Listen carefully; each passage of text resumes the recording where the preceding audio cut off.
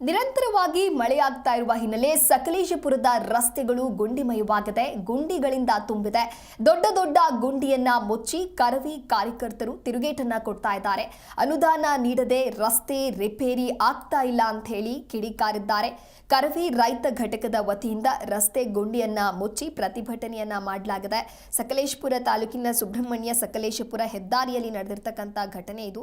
ನೀವು ಕೂಡ ದೃಶ್ಯಾವಳಿಯಲ್ಲಿ ಗಮನಿಸ್ತಾ ಇರಬಹುದು. ಆ ಭಾಗದಲ್ಲಿ ನಿರಂತರವಾಗಿ ಮಳೆಯಾಗ್ತಾ ಇದೆ. ನಿರಂತರವಾಗಿ ಸುರಿದಂತಹ ಮಳೆಯಿಂದಾಗಿ ಅಲ್ಲಿನ ರಸ್ತೆಗಳಲ್ಲಿ ಗುಂಡಿಗಳೆಲ್ಲವೂ ಕೂಡ ಬಿದ್ದಿದೆ.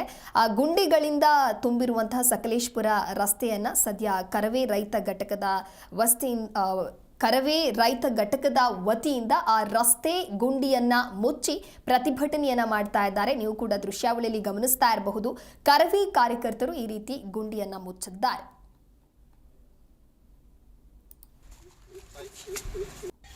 ನೋಡಿ, ಈ ರೋಡು ಸೀದಾ ಧರ್ಮಸ್ಥಳ, ಕೊಡಗು, ಸುಬ್ರಹ್ಮಣ್ಯ ಆ ಕಡೆಗೆ ಹೋಗ್ತೈತಿ. ಈ ರೋಡು ತುಂಬಾ ಹದಗೆಟ್ಟು ಹೋಗಿದೆ, ಅಂದ್ರೆ ಗುಂಡಿ ಬಿದ್ದಿದೆ.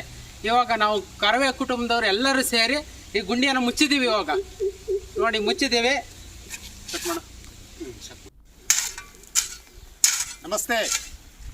ಇವಾಗ ಸಕಲೇಶಪುರ ತಾಲೂಕು ರೈತ ಘಟಕ ಅಧ್ಯಕ್ಷನಾಗಿ ನಾನು ಈ ಸಂದರ್ಭದಲ್ಲಿ ಏನು ಹೇಳಲಿಕ್ಕೆ ಇರ್ತೀನಿ ಅಂದರೆ, ಇವಾಗಲೇ ನೋಡ್ಬೋದು ನೀವು. ಇವಾಗ ನೋಡಲಿಕ್ಕೆ ನ್ಯಾಷನಲ್ ಹೈವೇ ರಿಂಗ್ ರೋಡ್ ಥರ ಕಾಣುತ್ತೆ, ಆದರೆ ರಿಂಗ್ ಗುಂಡಿ.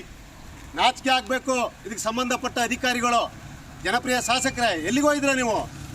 ನಿಮಗೆ ಬೇಕಾದಾಗ ಮಾತ್ರ ಎಲ್ಲರೂ ಕೈ ಮುಗಿದು ಕೇಳೋದಲ್ಲ, ಇಂಥ ಸಮಸ್ಯೆನ ಬಗೆಹರಿಸಬೇಕು.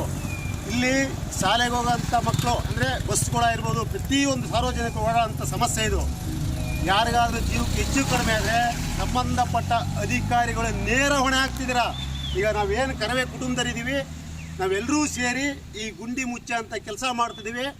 ಆದರೆ ಇನ್ನು ಮುಂದಕ್ಕಾದ್ರೂ ಎಚ್ಚರಿಸ್ಕೋಬೇಕಿಲ್ಲ ಅಂತಂದರೆ ಉಗ್ರ ಹೋರಾಟ ಮಾಡ್ತೀವಿ. ಅಧಿಕಾರಿಗಳೇ ಹೇಳ್ತಾ ಇದ್ದೀನಿ.